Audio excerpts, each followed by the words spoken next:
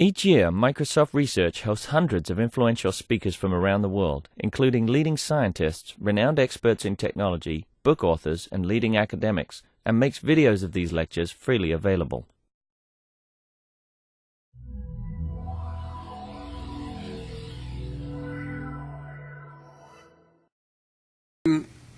When I was taking my daughters to school, I told them that I got to spend the afternoon with David Brin, and my daughter Alexandra said, "Cool, Earth is an awesome book."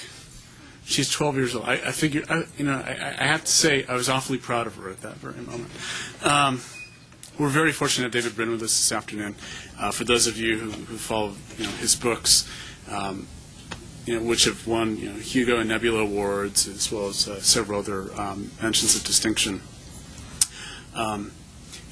Through much of his recent writing, he's been talking about surveillance society in books such as Earth and Killing People. And in fact, he's written a book of nonfiction lately called The Transparent Society, really talking about more of the same issues around surveillance society. One of the things that I've always appreciated about his work is not only does he draw vivid descriptions of dystopic societies in the future, but the people in his books never just take it sitting down. They always sort of take thoughtful responses to it to try to sort of wrestle the problems to the ground. And so for the next hour, 45 minutes, hour or so, David's going to share with us some of his thoughts from his writings about what we should be doing to try to wrestle some of these problems with surveillance societies to the ground. So please join me in welcoming David Brin. Thanks, Kevin. I think this mic is. I'm not restricted to there. Nice to be back at Microsoft. I was just night before last giving a talk to keynote the launching of Paul Allen's new environmental organization, the Global Solutions Institute, which he's doing in combination with UC Santa Barbara. Last night I gave a book reading at the Science Fiction Museum, which I hope you have all patronized, with Greg Bear, your local hero, or loco hero, as the case may be. He's a fellow killer bee, so I can say that. We didn't have very good attendance because a few hundred meters away, Michael Moore was at the Key Arena. And one could hear all the way through all the walls and in the Liquid Lounge, through all the drums in the Liquid Lounge, we could hear the laughter from several hundred meters away through the walls of the Key Arena. So he's quite a showman. Well, we're in interesting times, aren't we? I long ago believed that magic, the difference between magic and science is because magic is based upon incantations and subjective reality. Science is about trying to corner objective reality. Now, great sages throughout history have always said, Jesus, Buddha, Socrates, they all said, in Plato's allegory of the cave, you cannot know what's real. You cannot know what's real because your senses are imperfect. Everything's imperfect, bringing you the messages of what this is. You can't know. And that first statement is wise.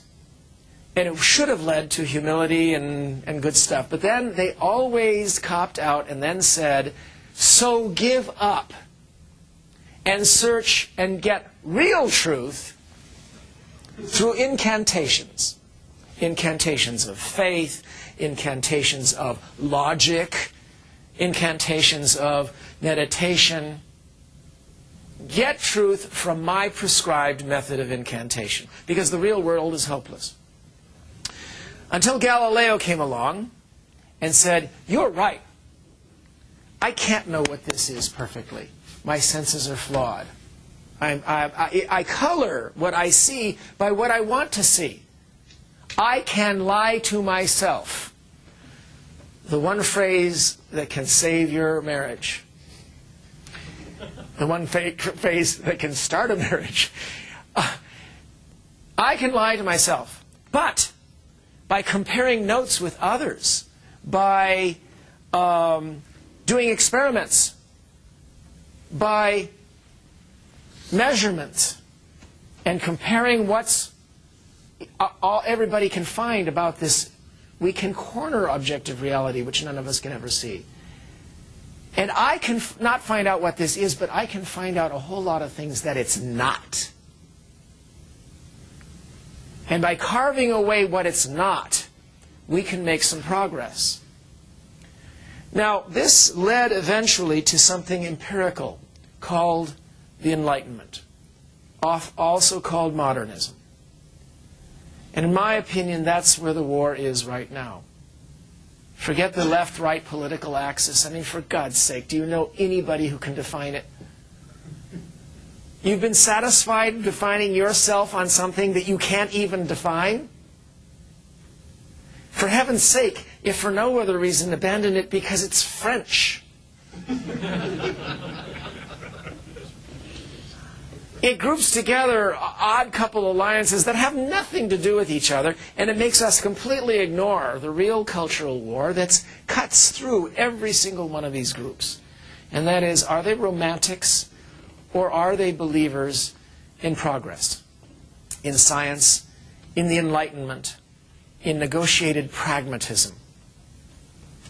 Wherever you see incantations prescribed as answers to why humans are the way they are, then you're seeing the same thing that made the 20th century a pit of hell. You know, they had the best of intentions sometimes, the ideologues. I mean, in the first half of the 20th century, it really looked to them, as a lot of them, as if Marxism had an explanation for what was wrong with humanity and an answer to how humanity can be happy. A lot of very sincere people. But it was one more set of incantations. Now, same thing had happened 100 years before. People turned to nations after they got sick of their priests and kings. Well, certainly before and certainly after World War I, people were sick of the nations, which had led them into hell. And so they started giving their fealty to ideologies and dogmas and simplistic prescriptions and models of the world. And the last 50 years, we've been clawing our way out of this, solving problems pragmatically. Was it ideology that ended racism, or a people pragmatically deciding that doesn't make any sense? We're denying ourselves capabilities of people who have been squashed and having their ability to compete ruined because of something that makes no sense. I mean, what was it that got our daughters out there doing karate? My 10-year-old daughter is a year away from her black belt. She's delayed because she's suddenly got a crush on Michael Phelps and she's swimming like mad to get into the 2018 Olympics. I roll my eyes and say, all right, but you're still going to learn how to kill. I mean, those feminists who wanted us to become, gelded but good-looking like Commander Riker on Star Trek, they were doomed to disappointment. We're all descendants of the guys who got harems. You cannot control what we think. I cannot control what I think. Those religions who say that thinking it is doing it, there are no males in heaven. When we go down to the beach, my wife gives me wraparound sunglasses and says, don't drool. You guys know you can't control your thoughts, but you can, with great deal of agonized effort, control your actions. You can control what you do. And in the great argument with the Platonists, with Plato and all that, we've finally discovered that what you do is more important than what you think. Your actions that help change the world and make them better are more important than your stupid theories as to why. And I'm talking to myself too. Look, I'm not paid to be right. I'm paid to be interesting. Every prior human civilization that ever existed would have burned a guy like me at the stake very quickly. I wake up every morning that Cossacks have not burned my home. I start out loyal. I'm grateful for a civilization that instead pays me to blather rather than burns me for it. And that's what we all should be. We all should be at least somewhat burnable. Don't you think? I mean, that's your fundamental loyalty to this culture, is to be at least a little bit burnable. Well, you know, I've been getting a lot of attention because of the transparent society. Will technology force us to choose between freedom and privacy? Now, some of this stuff was discussed in my novel Earth. That was a little bit my book for grown-ups, you know, very intense near future, all sorts of stuff going on. And I talk about privacy and secrecy in that one. You know, in the future that I portray in Earth, the people of 2040 look back 20 years before to the horrible war that they had waged, nuclear war, of the entire world against Switzerland. It took 3 years, several million lives. The Glarus Alps were reduced to slag, but we finally got the bank records. Think how the world would be different if every bank account was simply open. No confiscation, just everybody knew what everybody owned.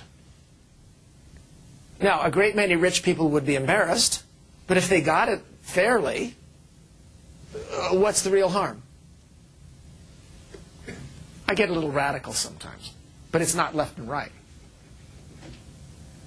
The point is, you know, I'm sometimes portrayed as this anti-privacy guy, when actually I'm really quite moderate. Privacy is nice. Privacy is good. I like my privacy.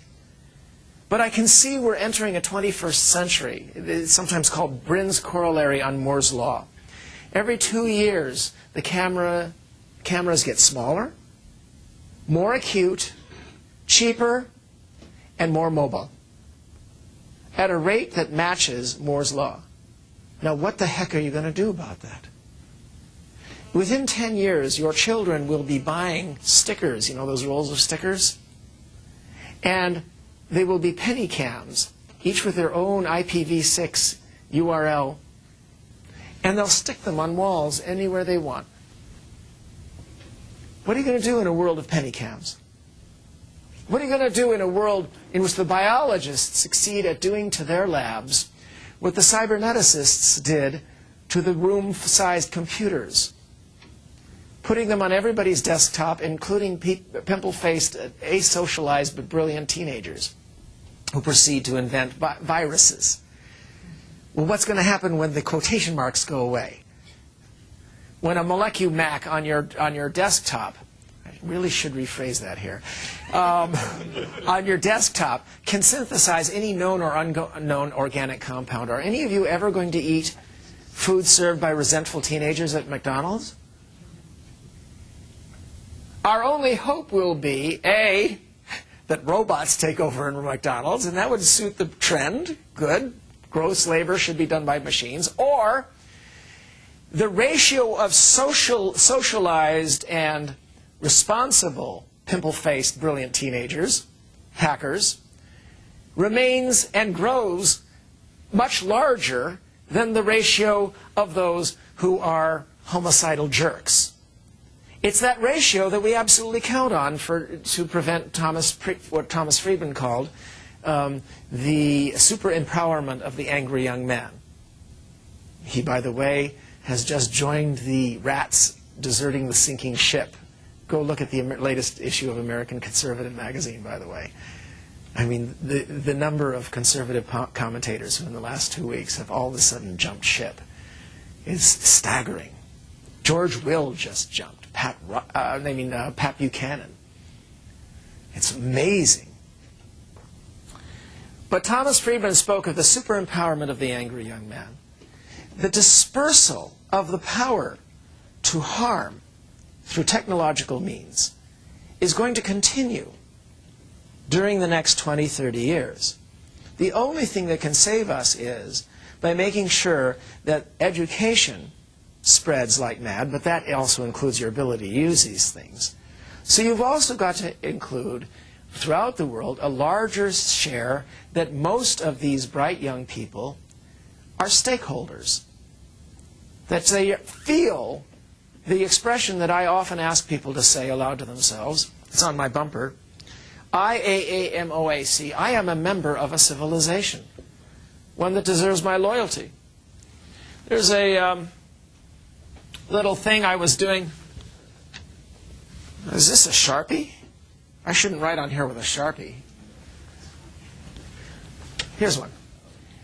I was just in the other room pointing out what I think our flag should be. And our flag should be this. In all of human history, every time that metallurgy and agriculture were discovered, some guys would pick up metal implements and take other men's women and wheat. Hey, guys, it's what a lot of you would do. You know, look inside your hearts. I'd try to be one of the good kings. A few lording it over ignorant masses below. And there are a lot of people in our civilization who yearn for this. They would yearn for this instead of this, because you feel more rich in a poorer pyramid than you feel rich at the top of a dynamic rising diamond in which the well-off outnumber the poor, and so you can't have really, really servile servants because Bill Gates has to pay his servants so much that within 10 years they have servants. Now, if you like that, being a member of a civilization like that, fine. The point is, it's only when this happened and the well-off outnumbered the poor that you hear any mentions of eliminating poverty, because it becomes a bitter lake and therefore somebody's fault, rather than a vast sea that's like an act of nature, which is how they looked at poverty in other civilizations. Now, this is astonishing in its implications. And there are people up at the top of this diamond who get it. Who get it. And they don't mind the fact that everybody else is going to get the same toys they have right now in a couple of years.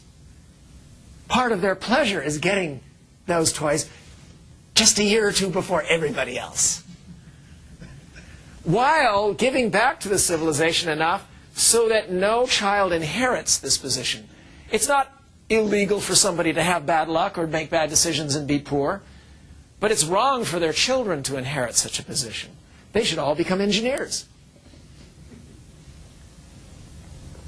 The value systems that this civilization is developing are different than any other value system.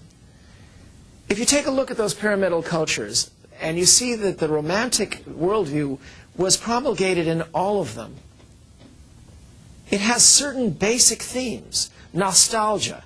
Things were better in the past. If there was a golden age, it was in the past. Apprenticeship is better than professions. Master-student is better than universities. The rural is better than the urban. You see this mythologized in J.R.R. Tolkien. Hierarchical social orders. Quality as a human being is inherited by right of blood. Star Wars. Ours is the first civilization that has taken the notion of a golden age and put it in a future that we might build, or more likely, that our children might build if we so equip them. The fundamental premise of science fiction is that children might learn from the mistakes of their parents. And that's what makes it different than fantasy. In fantasy, it is good that there is a feudal order, and it will remain a feudal order. That's why Anne McCaffrey does not write fantasy. How many of you have ever read her dragon books? Within the context of a feudal social order, and she likes the bards, and she likes the weaving, and she likes all that stuff. But within the series, they eventually find out that they had fallen from a high civilization that had spaceships, flush toilets, printing presses, constitutions, and the germ theory of disease. And they want them back as fast as possible. And that want is what makes for feudal setting, dragons, and all that sort of thing, science fiction. You judge these stories by the want. What do you want? I'll bet most of you want your children to be better than you. You assume that it's possible for them to be better than you. And that's a killer to every dogma. Because dogmas are incantations of absolute truth. But if your children can be better than you, then what other goal can you have except to do whatever is pragmatic using right-handed solutions, left-handed solutions, whatever pragmatically will achieve the goal of having 4 billion really, really bright children on this planet? If that's achieved by whatever means will get us there, then they'll be smarter than us and they don't need our freaking dogmas. They'll figure it out for themselves. It's not our job as Gramps to tell them what to do. It's our job to get them there. Pragmatists get this argument.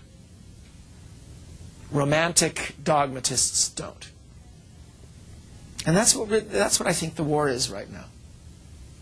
I think that you see an awful lot of elements, left, right, center, foreign, who really want modernism to fail. And for a long time, the left was ranting against it. You ever heard of postmodernism? A philosophy that everything's relative, nothing can be verified, nothing, pragmatic science is irrelevant. They launched full tilt assaults on modernism for decades. And this is not all the left, mind you. It is the romantic left.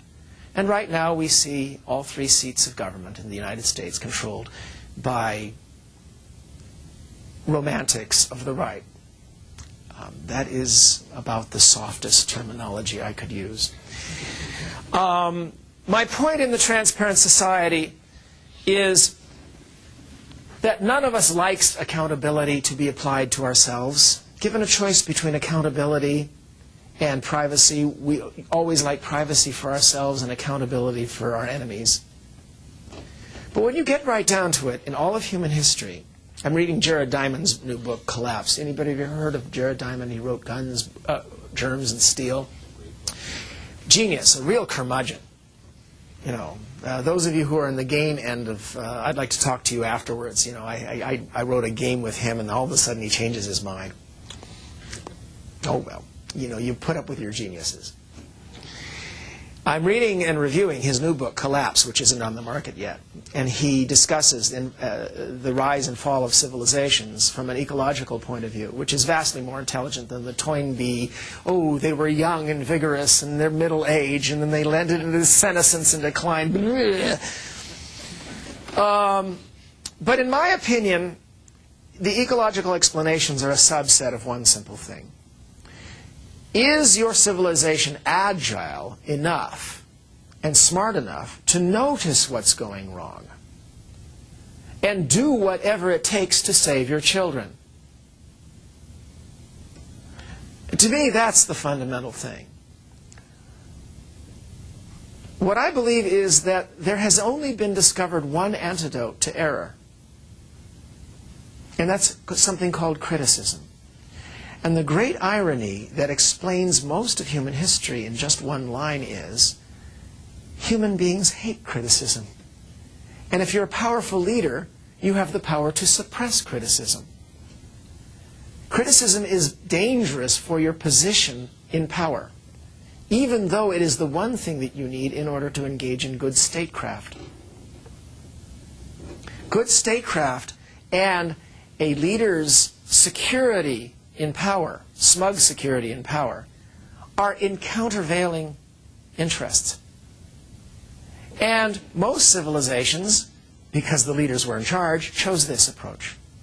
200 years ago, under Franklin and Washington, we chose this one. They deliberately chose a form of government that made life very difficult for them during Washington's administration when he was revered. My hero, George Marshall, wrote, I am dedicated to democracy and worship it, though I suffer from it daily. Our leaders should suffer. This game is not about them. And we're the first human civilization that has ever mastered, not mastered, but have a grip on the notion of how to keep elites accountable. Now, how do we do that? I'm a mythologist. I write mythology, even though I'm an anti-romantic. I still use romantic imagery and things like that in my novels. I believe mythology plays a large role in it. Do you believe your fellow citizens are subjected to propaganda? Everybody always nods. And I'm going to cut to the chase here because we don't have much time. I ask people, name propaganda. And, oh, the people are led like sheep to buy stuff. No religion. No this or that or the other. And it's always something that the speaker feels, not me. You never call propaganda a message that you believe. But contempt for the masses is a drug we all engage in. You and your pals have a better idea what's going on than them masses out there. Come on, everybody, mea culpa. That's what you do. It's the most natural human thing in the world, and you really should be suspicious about it, because what were we talking about at the beginning? I can fool myself. Without a doubt, the most relentless propaganda campaign in human history has been suspicion of authority. You have not seen a popular film in which the main character doesn't bond with the audience in the first 5 minutes by sticking it to an authority figure. You want the bonding to be a little closer? Have that lead character show or express or manifest tolerance in some way, and show or manifest some harmless eccentricity. Those 3 messages. You'd be hard put to find a movie in which the bad guy is not set up for his eventual fall by committing some act of intolerance or suppression of harmless eccentricity, or acting like a snooty authority figure. These 3 messages are the major propaganda messages in our culture, and we don't notice them as propaganda because we agree. Now, why do you agree? Because you suckled these messages all your life. Now, do I have trouble parsing this all the way through to the committee of fat, old, cigar-chomping men in a dark, teak-paneled room who say, we're going to put out propaganda messages that the people should be suspicious of authority figures in teak-paneled rooms? I don't have explanations for everything. But it is weird, and it shows that we need to think. The difference between a good, decent Democrat and a good, decent Republican and a good, decent Libertarian is mostly how these well-trained Americans decide which is the authority figure they worry about. A decent Democrat is worried about accumulations of undue conspiratorial power by conniving aristocrats and faceless corporations. A decent Republican is worried about snooty academics and faceless government bureaucrats. The Libertarian picks one from column A and one from column B. When expressed that way, what's the most beautiful word in the English language that philosophically answers what I just said? Duh! Human cheaters will go wherever the shadows are. And if they can be commissars, they'll be commissars. If they'll suck up to an aristocracy, the portion of the aristocracy that wants the pyramid, then they'll do that. And you've got to decide in any generation, in any decade, which is the ramparts of freedom that are under assault. And I'll give you a hint, it ain't commies. You just got to be agile. Because it's only an agile human civilization that can deal with threats, that can take a blow like 9/11 and do what needs to be done in a professional way while going back to their lives. And keeping our armed forces ready for emergencies instead of ensnaring them in a land war in Asia that has got our readiness right now at lower levels than Pearl Harbor. This is not smart in dangerous times. I have written about this. But you didn't come here to get a political rant. What you came here to get was theory. So before we move over to signing books and letting you guys stand up and howl at me, which, believe it or not, I'd enjoy, I'm going to show a couple of other things that I've been working on. One is, are any of the comic book there? The graphic novel? No. No? All right. Well, I'll pass this around. It's the cover to my new graphic novel, and those of you who like can get book plates for it, so you can buy it later. But it's a really cool graphic novel based on a novella of mine that came in second for a Hugo about 10 years ago. That's just the cover.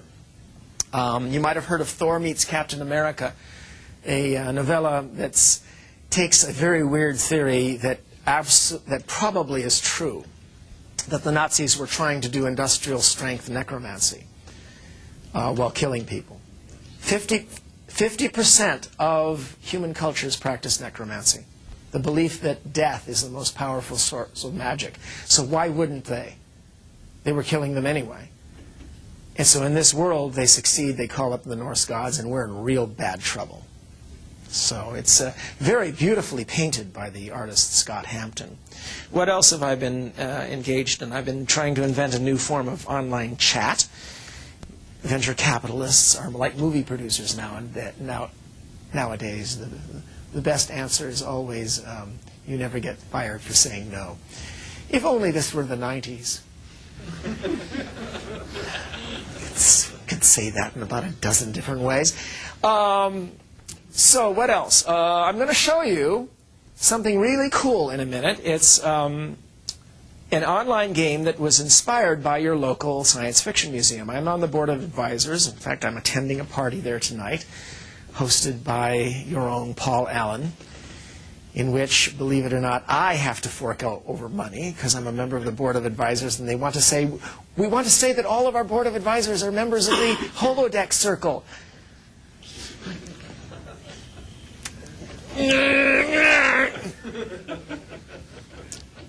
It's a great job. It's a great museum. You know, it's a wonderful thing. We were terribly surprised when we found out that everything zooms down to books.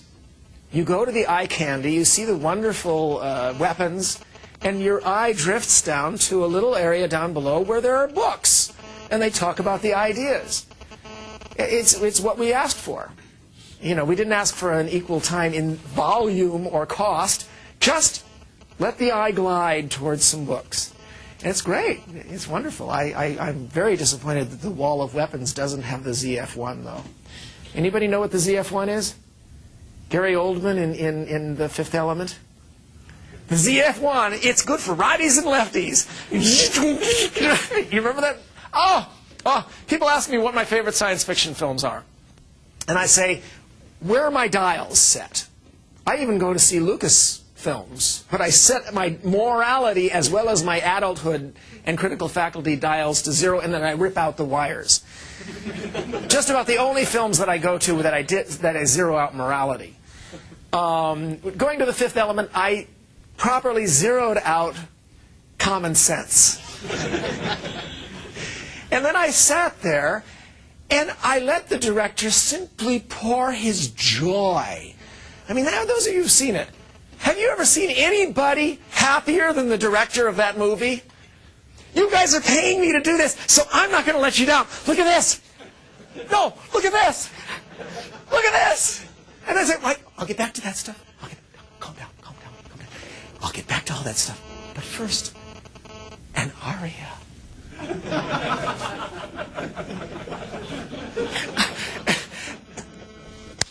I mean, that was, just goes to show you gotta be flexible. You can't be a snooty intellectual all the time.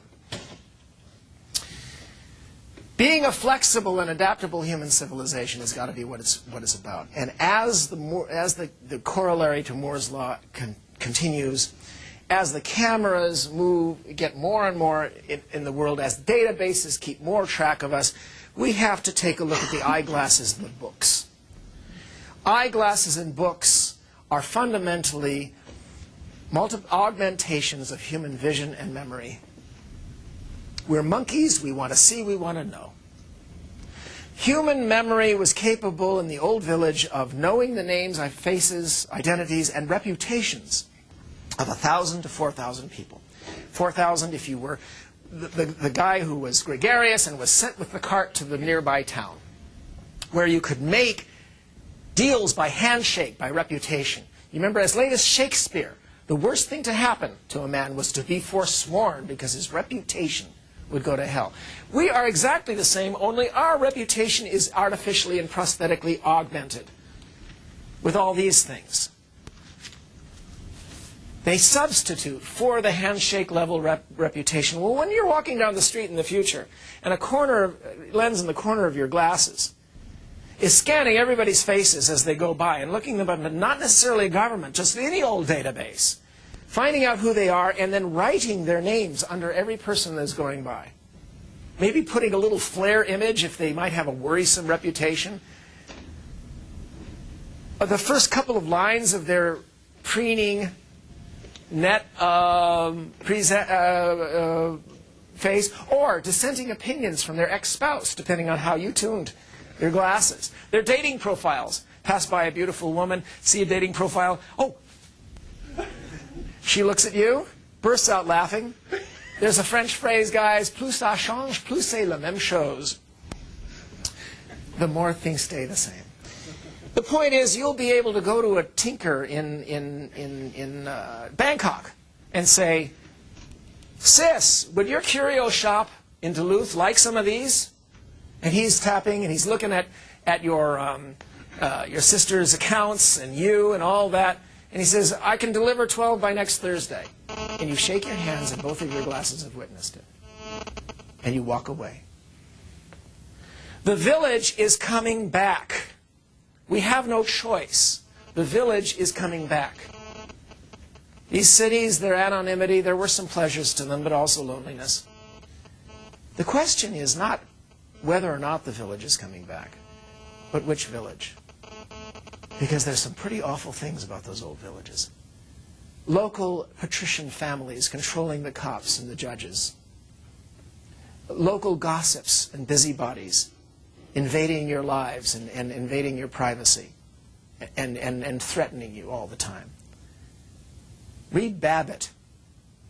Take a look at 1984, which is the great big village of the state with its telescreen that can look down at you, but you cannot look back. But the village doesn't have to be like that. Look at Andy Hardy movies, Mickey Rooney and Judy Garland, where individual eccentricity, everybody's individual eccentricity is respected. And sure, the poor family, the dad's lost his job, the mom's sick. What is the response? All right, so they know about it. I know, let's put on a show. Well, it beats some futures. If you find a way that you can ban the cameras, let me know. Because right now, as Heinlein said, the chief thing accomplished by privacy laws is to make the bugs smaller. You show me how, and I'm willing to listen. But so far, I haven't seen even one of the biometrics, even one of the cameras, even one of the techniques that anybody has proposed, a method of banning them that would work. And that's one. And there are thousands. So what I'm going to do, quick, before we open it up for questions, is I'm going to show you what I put up here on the internet. It's something completely different. And now for something completely different. Is it going? Oh, wiggle the mouse and come on. That's a screensaver. Oh. Okay. I guess it's not on that one. Well, you're welcome to... Oh! Well, the Xorian is just one of the projects that has been keeping me from writing a novel during the last 3 years. My wife keeps telling me all these other projects of yours will, even if they're successful, will be extinct, and all that will be left 100 years from now is your books. And she's completely right. And my bank account is telling me I ought to do this too, because so far, this is my effort with a famous tech artist named Sheldon Brown. We met through our daughters, actually. He did the wall of TVs at the Seattle Center down here.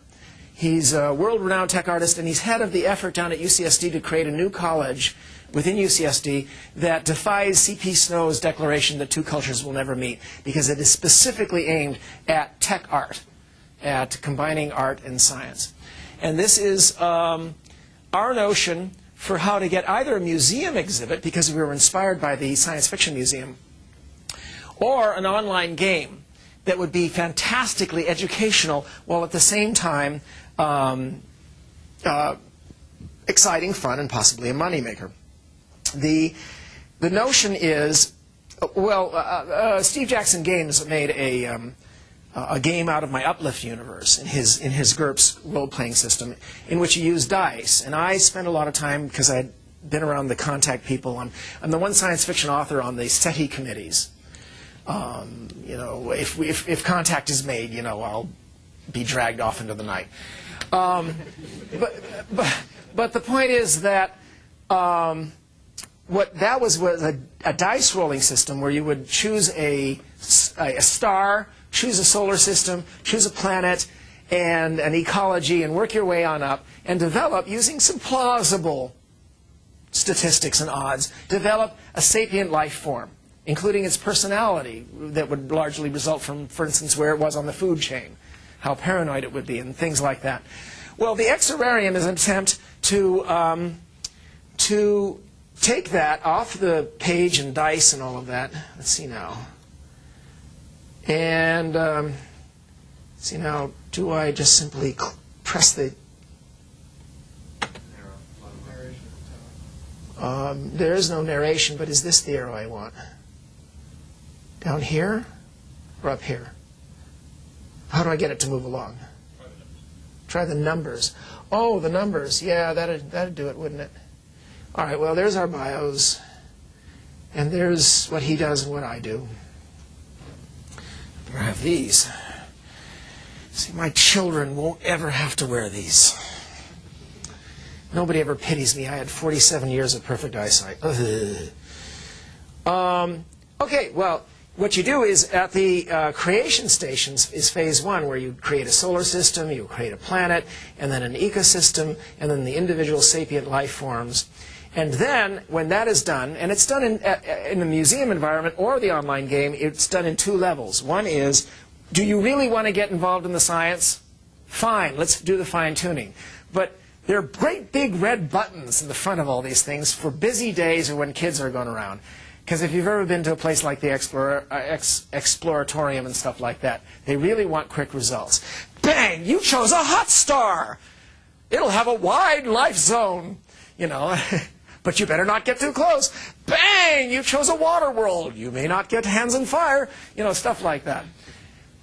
But also offering other people the chance to develop these life forms. And at the very end, you get spewed out a ticket with a barcode and a unique URL in cyberspace where your alien now lives. Your alien species now lives forever. The thing you've created is now a sapient life form there in inner space. And then here is the medium-sized second phase, which is the Xorarium, the extraterrestrial terrarium, because you are then invited to bring your creation down to the extraterrestrial terrarium to have encounters with other alien species or with humans. So, you know, where was I? 5? I think I am at 5. So we'll just zoom along through some of the boring... Look in the distance. Can it be an alien city?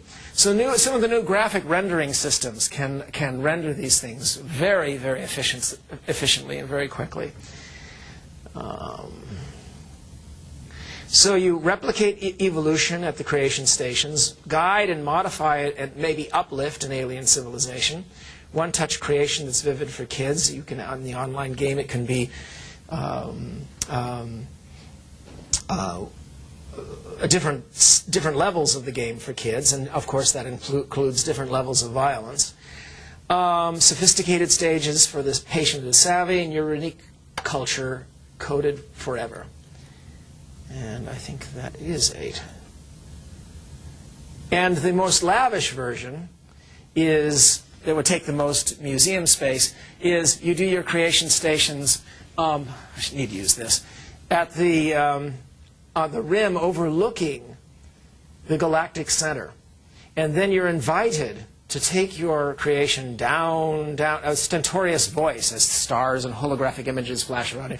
Down into the galactic center you bring your alien race. Do they have what it takes to match their metal in the Xorian, and the big Xorian down the middle? How many of you have ever seen Silent Running, the movie Silent Running with all its domes in all directions? Well, you're bringing a chlorine life form down. Okay, so then out swings one of these domes and fills the dome of the Xorian. So I just thought I'd entertain you with a little bit of less of a rant than I've been giving you, because I know very well that some of you might resent that part. Go thou forth and defend your democracy as you see fit. But do bear in mind that the axes, the political axes that we are encouraged to divide ourselves along, may not be right for an agile 21st century. You see, unlike a lot of the liberal opponents to what's going on right now, I actually believe in Pax Americana. Some of the things that these neoconservatives are saying, I think they're true. I just think that they're imbeciles. Pax Americana is the last gasp hope for humanity. We can intervene to get rid of bastard dictators. I think that if there's going to be a decent humanity in the middle of this century, we're going to have to pave the way. Many things of these things I agree, but these guys are maniacs. And they don't deserve to be in charge of that. Go at cross purposes, too. The things you're being told that you have to believe. I mean, look at this. We have had a 20th century that was based upon a monotonic increase in the degree to which we have relied upon skilled professionals to do things that we used to do for ourselves. Now, there's a little bit of shame attached to that, but there's an awful lot of pleasure. Paul Allen has strawberries flown in from New Zealand every winter for him. And I have strawberries flown in every winter for me, too. I like that. I like being a member of a civilization in which I only pay twice as much for strawberries during winter as I do during spring. It's great. And I like having skilled professionals out there trying to protect me. And by the way, they all failed on 9/11. Not one of the actions, I have an essay about this at davidbrin.com. Come by davidbrin.com. It's a cornucopia. Look at the essay, Citizen's Ascendant at davidbrin.com, where I and this one woman at the Boston Globe were the only ones to point this out, that every single action that did any good that day, without exception, was performed by private individuals armed with the very same technologies that pundits keep telling us are going to enslave us. All the video footage, all the documentation, all the calls that said, I don't care what the emergency operators are telling you about staying at your desk, get out! And the rebellion on UA-93. Even the firefighting, because the brave firefighters, the professionals, charged into the buildings and died. Everything was done by amateurs that day, and that's why we have had no further attacks. Because every time, every generation, the assholes who hate our civilization have to rationalize why they can take us on. And what is their rationalization? We're rich. We're happy. We have to have paid something in the trade-off, the famous trade-offs, the devil's dichotomy. We have to have paid something. And so they always tell themselves, we paid with our manhood. We're decadent. We're soft. And the reason why there haven't been any more attacks is because we didn't panic. We went right forth and did an incredibly bipartisan piece of success with Clinton's planning and Bush's saying, go get them, boys. And we did an incredible job in Afghanistan. And to this date, we're the first people to go there since Alexander the Great, who still think can manage to fool ourselves a couple of years later that we aren't in pain. It's the first time that's happened in 2,500 years. A lot of people don't realize that the planning for that campaign was going on for more than a year beforehand. But the point is that this ever-increasing reliance on skilled professionals can't go on. Look at the curve.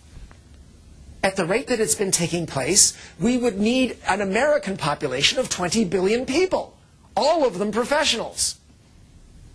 One of the things I try to point out in the Transparent Society is that the answer is already burgeoning, what I call the age of amateurs. And we have to create a civilization that empowers people to self-organize and become the kind of amateurs who can handle a future that rushes at us with surprise.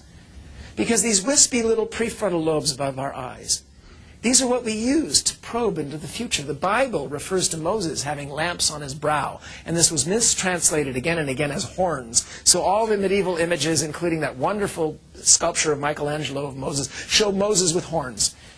But the lamps on the brow, these are the prefrontal lobes that we use for Gedanken experiments, for thought experiments, for foresight, for looking into the future. And whenever they get snipped in prefrontal lobotomies, people lose all interest in the future. Which is why I'd much rather have a free bottle in front of me than a prefrontal lobotomy. But the point is that this is what enables us to do Einstein's Gedanken experiments, exploring the potential futures. And we have to get better at it. We have to get better at it with tools like you're providing for data acquisition and data analysis. And with mental tools, a people who are strong and sovereign and agile and independent-minded. And able to say, all right, you be suspicious of authority of the left, I'll be suspicious of authority to the right, and I don't think that your being suspicious of authority of the left is evil. No, you're guarding my back. Duh! If we can start thinking that way, instead of screaming at people who are our allies and have the same basic instinct as us, then I think there's a real good chance that we can make it. And I believe guys like you are a large part of the solution. Why would I not think so? You're about to buy a bunch of my books. Thanks. Do we have time for some questions? Two. All right, Two. Questions or you have to answer quickly. questions or kvetchings? Anybody? I have this effect on people. Yeah. It always struck me that while there's a popular focus on privacy, we've sadly neglected the corollary of integrity. I'm far more interested in maintaining integrity than I am worrying about privacy. And I quite agree with you. And I considered my job as a parent to instill integrity into my children. But most civilizations that preached at people be good had no effect whatsoever on the worst of us. The thing, I want to know, if you see me, I want you to know that you're seeing me and not somebody else pretending to be me. I understand that. But what I'm saying is the thing that has worked in our civilization against the worst cheaters has been something called accountability. I mean, Rodney King was a step in accountability. Abu Ghraib, they took their own damn pictures. I mean, you know, we're learning that accountability on elites is one thing. Accountability on doofuses, you can often count on them themselves. The second question. Second and last. All right, I'm going to meet you guys over there, and thanks a lot. Keep up the good work.